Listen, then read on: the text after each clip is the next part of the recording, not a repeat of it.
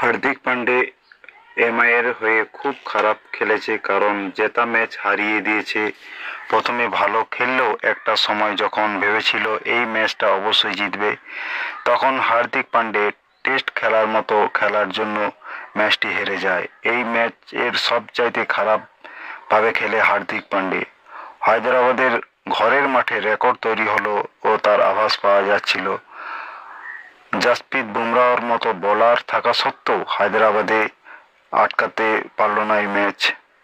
বড় রানের আশঙ্কা করলেও হায়দ্রাবাদ করল 277 রান, যেখানে মুম্বাই ইন্ডিয়ান করল 246 রান। মাত্র 31 রানের পার্থক্যে জিতল হায়দ্রাবাদ। হায়দ্রাবাদের মাঠে 35,000 দর্শক দেখল, যেটা 523 রানের মধ্যে কারো 100 রান পূর্ণ হলো না। আইপিএলের সবচাইতে স্কোর বানিয়েছে এসআরএইচ, 277 রান 3 উইকেটে। এর আগে 2013 স্কোর বানিয়েছে 263 রান 15 উইকেটে। আজ পর্যন্ত ইতিহাসে এত বড় স্কোর কোনো টি-20 ক্রিকেট ম্যাচ করেনি।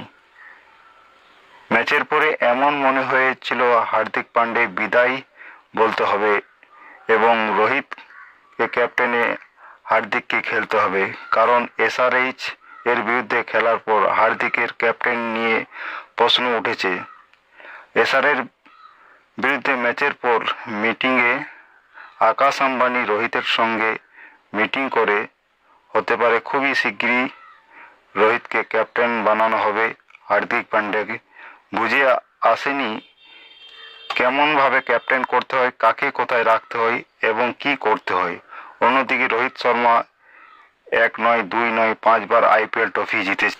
তো বন্ধুরা, হার্দিক পান্ডের এই খামখেয়ালি ক্যাপ্টেনশিপ এবং ম্যাচ খেলার জন্য এমআই হারার কতটা দায়ী তা তোমরা নিজেদের মতামত কমেন্ট বক্সে জানাবে, এবং ভিডিওটা যদি ভালো লাগে একটা লাইক এবং সাবস্ক্রাইব করে রাখবে পরবর্তী ভিডিও পাওয়ার জন্য।